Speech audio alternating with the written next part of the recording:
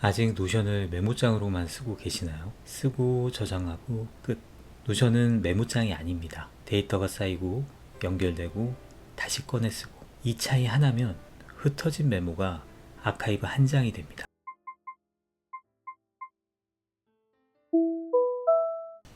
노션 좋다는 얘기는 들었는데 아직 안 열어보신 분, 막상 열어는 봤는데 얼마 안가 스며시 놓아버린 분, 지금 쓰고는 있어요. 하지만 이게 맞나? 의심이 되는 분, 제대로 못 쓰고 있다는 걸 본인은 아실 거예요. 그런 분들을 위해 준비했습니다. 저도 처음에 노션에 입문하고 그 자리에 꽤 오래 있었거든요. 물론 지금은 그때와는 좀 다르죠. 딸깍 한 번이면 다 되는 세상이잖아요.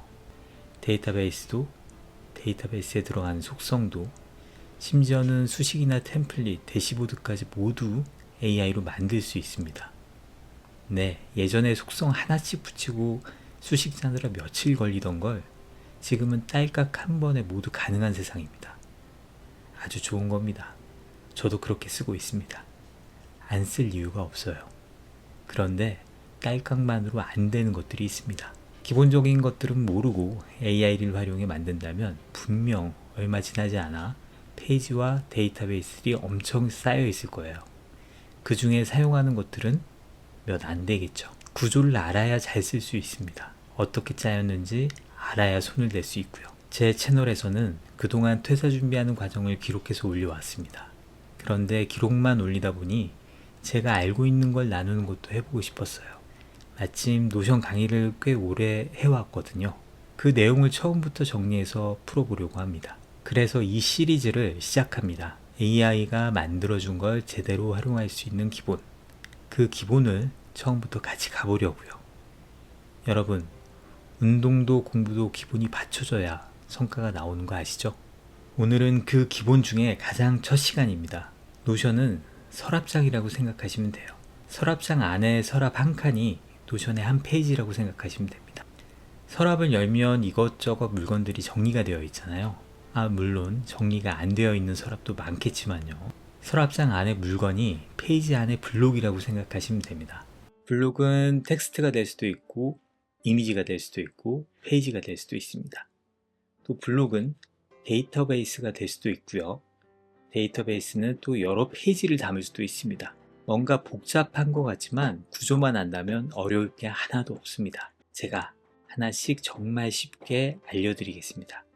이 시간에는 이야기 드린 것 중에 딱 두 가지만 이야기하겠습니다. 바로 페이지랑 블럭. 이 두 가지만 알아도 영상 끝날 때쯤 아카이브 페이지 한 장이 남습니다. 우리가 노션 페이지를 열어서 보는 모든 구성들은 블록으로 이루어져 있습니다.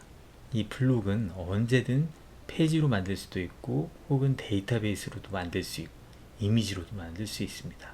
다시 얘기하면 이 블록들이 모여서 한 페이지가 구성이 된다고 보시면 됩니다. 이미지에서 보는 것처럼 서랍장 같다고 생각하시면 돼요. 서랍이 많이 달린 장을 우리는 서랍장이라고 하잖아요. 서랍장마다 들어가는 물건들이 모두 다릅니다. 그리고 서랍장마다 정리하는 방식도 다르고요. 이런 형태로 모든 페이지들이 혹은 모든 데이터베이스들이 서랍장처럼 내 워크스페이스에 붙어 있다고 생각하시면 됩니다. 자세한 건 계속 설명을 드리도록 할게요.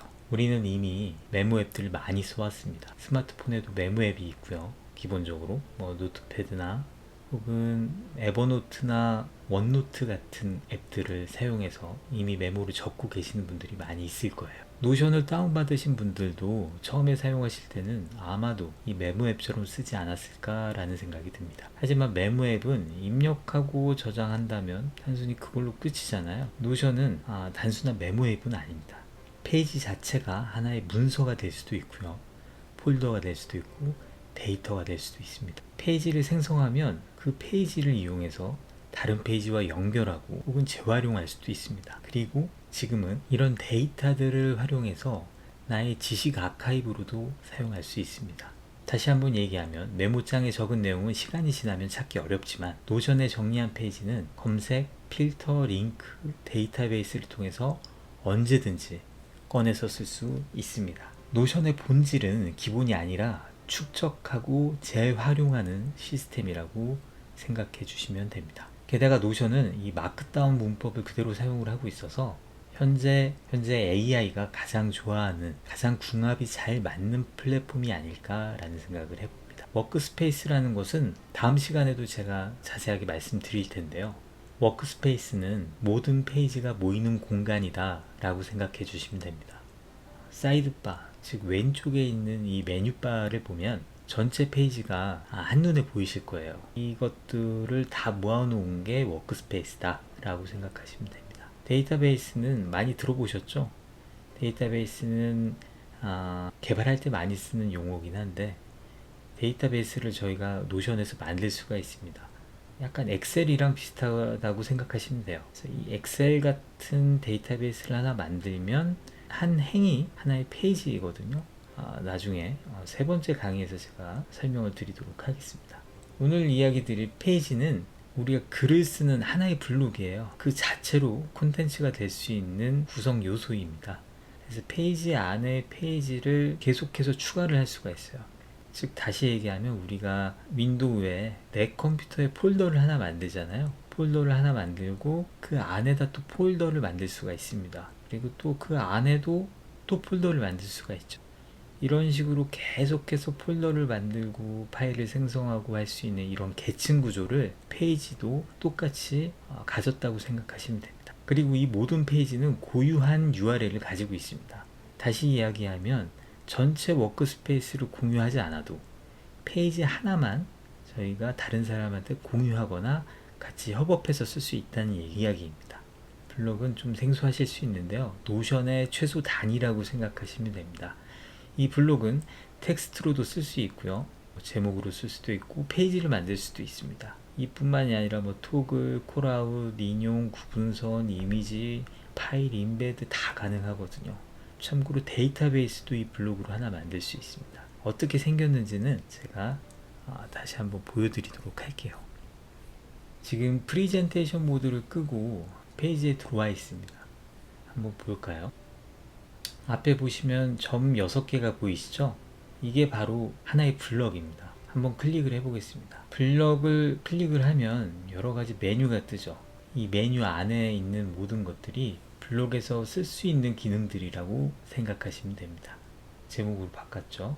이렇게 전환할 수도 있지만 색을 추가를 할 수도 있고요. 예를 들어서 파란색 배경에 이런 식으로 색을 추가할 수도 있고요. 블럭의 가장 디폴트는 텍스트거든요. 처음에 이렇게 블럭을 열면 어떤 형태로 쓸래요? 라는 내용들이 나오거든요. 근데 보통 기본은 텍스트입니다. 그리고 이 블럭을 잡고 다른 형태로 변환을 시킬 수도 있습니다. 위에처럼 제목을 만들 수도 있고요. 혹은 페이지를 만들 수도 있어요. 페이지는 앞서 말씀드린 것처럼 페이지 안에 페이지를 또 만들 수 있다고 했잖아요. 페이지를 만들어 보겠습니다. 페이지를 추가해서 만들어 볼게요. 이것도 마찬가지로 블록을 잡고 전환해서 페이지로 만들면 또 페이지로 해당 블록이 바뀝니다. 이 페이지를 클릭을 하면 새로운 페이지가 나옵니다. 이 안에서도 또 페이지를 만들 수 있어요. 만들어졌죠? 이런 식으로 계속 만들 수가 있습니다.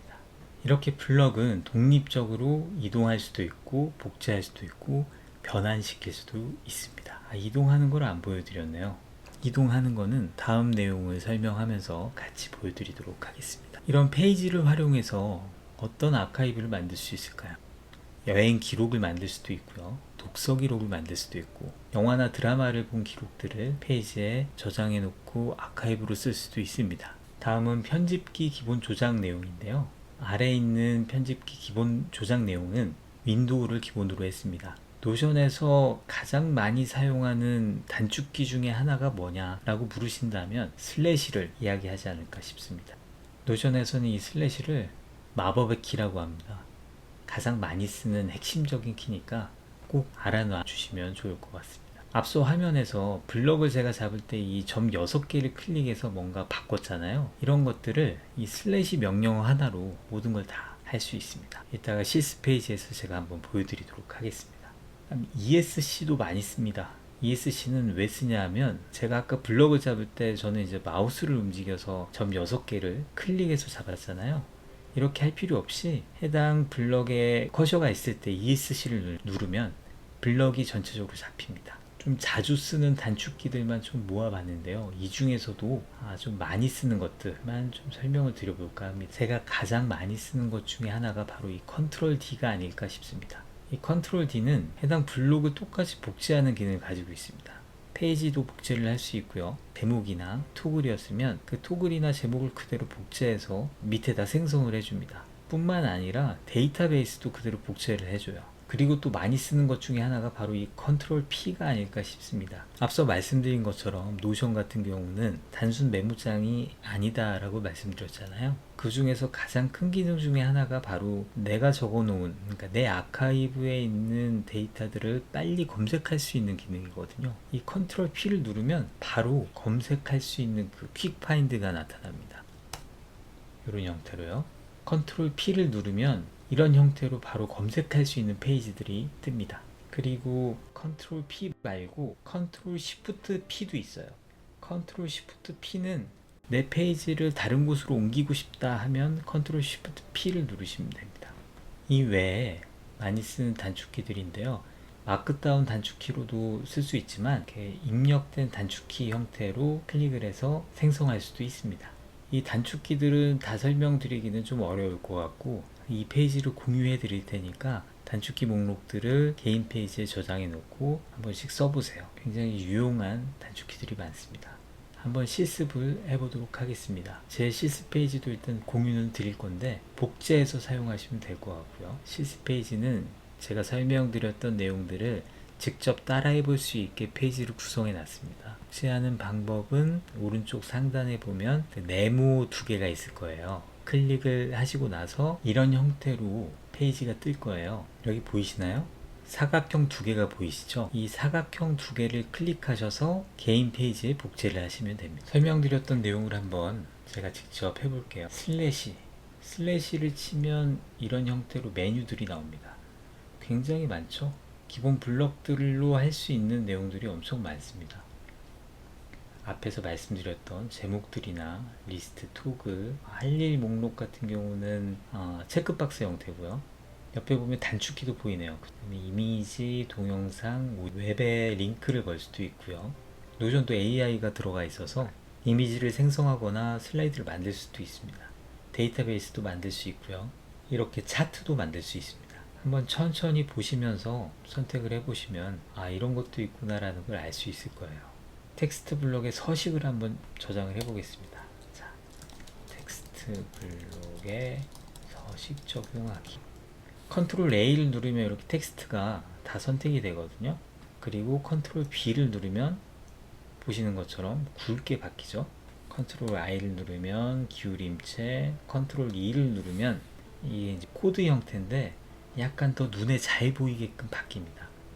그래서 대시보드 같은 경우에 설명이 필요할 때 좀 많이 쓰는 형태고요. 하이라이트는 뭐냐 하면 제가 지정했던 색깔, 그러니까 텍스트의 색깔이나 아니면 배경을 그대로 다른 블록에도 적용시키는 겁니다. 예를 들어서 첫 번째 블록을 제가 노란색으로 바꿨어요. 그러면 예를 들어서 이렇게 지금 총 4개의 블록이 있는데 다 노란색으로 바꾸고 싶어요. 그러면 이렇게 해서 다 이렇게 노란색으로 바꿔야 될까요?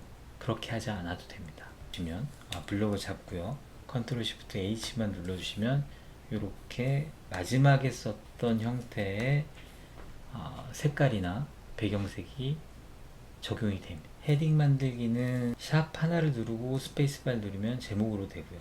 샵을 2개를 놔두고 스페이스바를 누르면 제목이 조금 더 작아집니다. 이런 형태로 총 제목은 4가지가 있습니다.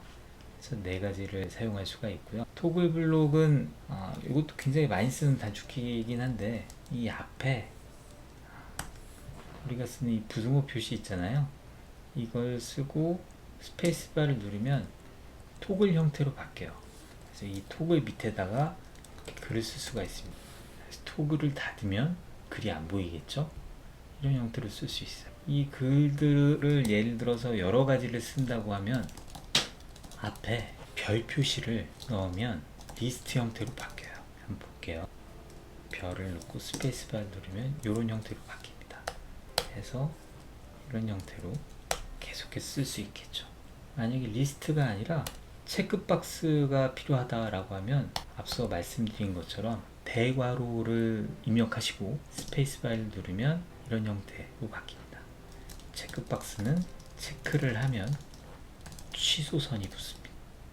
네. 그리고 이런 이제 구분선들, 이런 것들을 구분선이라고 하거든요. 이 구분선도 하나의 블럭이기 때문에 이렇게 ESC로 잡히고요. 구분선은 어떻게 만드냐 하면 이 하이픈 3번을 연달아서 치면 이렇게 구분선으로 바뀌어요. 이런 단축키들은 알아두면 굉장히 편하게 쓸 수 있습니다. 한번 여러분들도 실습 페이지에서 직접 한번 실습해 보시기 바라겠습니다. 이게 이제 두 번째 실습 페이지인데요. 이 페이지를 열어서 아이콘의 커버를 설정하고 목표할 일 메모 구조를 채운 뒤에 하이 페이지에 회의록을 만들어 보세요 라고 해놨습니다. 페이지를 한번 열어볼까요? 앞서 이제 설명드렸던 토글과 이미지 추가도 했고요. 표도를 이렇게 만들 수 있고, 여기서 여러 가지 한번 해보시면 될 것 같습니다. 앞서 설명드린 것 중에 제가 블럭들을 옮길 수 있다라는 것을 안 보여드렸는데, 이런 식으로 블럭들을 옮길 수가 있어요. 블럭을 이동하는 거는 지금 이건 2단 구조로 돼 있잖아요. 오늘 해야 할 일과 내일 해야 할 일. 블럭은 마우스를 클릭하고 이렇게 당기면 옮길 수가 있어요. 앞으로도 옮길 수 있고 뒤로도 옮길 수 있습니다. 예를 들어서 이렇게 뒤로 옮기면 이렇게 2단 구조가 되거든요. 2단 구조뿐만이 아니라 3단 구조도 만들 수가 있고, 이렇게 해서 이제 원하는 형태의 페이지로 구성을 해서 사용하실 수가 있죠. 밑에 보시면 영화, 드라마, 책 이렇게 돼 있는 이 페이지 자체가 3단 구조네요. 그죠? 한번 페이지에 실제 이런 내용들로 한번 만들어 보세요. 아마 노션을 업무로 사용하시는 분들이 많이 있을 거예요. 그럴 때는 이런 형태로 많이 쓰거든요. 오늘 꼭 해야 할 일들, 내일 해야 할 일들을 노션에 기록해 놓고 체크를 하면서 그러면서 관리를 할 수가 있습니다. 예를 들어서 내일 해야 할 일 중에 정말 시간을 맞춰서 해야 되는 경우가 있다라고 하면 예약을 걸 수도 있어요. 이 골뱅이도 슬래시처럼 노션에서 가장 많이 쓰는 단축키 중에 하나입니다. 예를 들어서 골뱅이를 하고 리마인더 받기를 누르면 이런 형태로 내일 오전 9시에 알람을 맞춰서 해당 일을 처리할 수가 있습니다. 단축키 연습인데요. 단축키 연습도 한번 직접 테스트해 보시기 바랍니다. 앞에 페이지 안에 페이지를 계속 폴더처럼 넣을 수 있다고 제가 설명드렸잖아요. 이 설명드린 내용인데 보겠습니다. 예를 들어서 영화라는 페이지를 하나 만들어 놓고 이 영화라는 페이지에 본 영화와 보고 싶은 영화를 구분해서 페이지를 한번 구성해 보겠습니다. 이 블럭을 이렇게 옮기면 2단 구조로 바뀌죠. 제목 형태로 바꿔야 되겠네요. 단축키를 사용해서 제목 형태로 바꿨습니다. 왕가 사는 남자는 본 영화, 보고 싶은 영화로 바꿔요. 아바타는 본 영화, 뭐 이런 형태로 썼습니다. 이런 형태로 구성을 할 수가 있어요.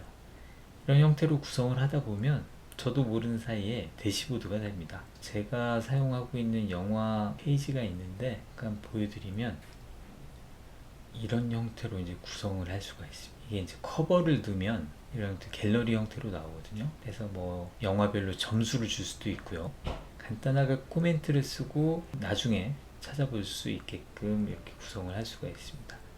재밌죠? 책 같은 경우도 읽었던 책과 읽었던 책에 대한 느낌 뭐 이런 것들을 조금 페이지에 적어 놓고 싶다라고 하시면 그런 형태로 템플릿을 만들 수도 있습니다. 책은 독서로그라는 제가 템플릿을 만들어서 사용을 하고 있는데요. 해당 템플릿은 여러분들께 같이 공유해 드리도록 할게요. 자, 링크를 붙여 놓을게요. 해당 링크를 클릭을 하시면 앞에 말씀드렸던 것처럼 복제를 해서 쓸 수 있게끔 구성을 해놨습니다. 필요하신 분들은 한번 사용해 보세요. 지금은 제가 샘플로 책들을 넣어놨는데요. 새로 사용하실 때는 이 데이터베이스들을 다 지우고 사용하시면 됩니다. 꼭 복제하시고 사용해 주시기 바랍니다. 자, 마지막으로 여러분들께 드리는 과제입니다. 노션으로 아카이브 페이지 3개 이상을 한번 만들어 보세요. 진행하시다가 궁금한 게 있으시면 언제든지 댓글로 문의해 주시기 바랍니다. 다음 강의에서는 워크스페이스 구조에 대해서 설명드리도록 하겠습니다. 강의를 끝까지 보신 분들은 피드백을 남겨주세요. 피드백을 듣고 더 좋은 강의를 준비해서 영상을 남기도록 하겠습니다. 오늘은 이 한 줄만 남길게요. 메모는 저장이고 아카이브는 다시 꺼내 쓰는 겁니다. 그 차이를 만드는 게 페이지랑 블록이고요. 과제는 딱 하나입니다. 이야기 드렸던 강의 내용과 템플릿은 댓글과 커뮤니티에 남겨놨습니다. 말씀드린 것처럼 2편은 워크스페이스, 3편은 데이터베이스로 갑니다. 여기까지 봐주셔서 고맙습니다. 도움이 되셨다면 구독 눌러주세요. 언제나 질문은 환영입니다. 다음 편에서 뵙겠습니다.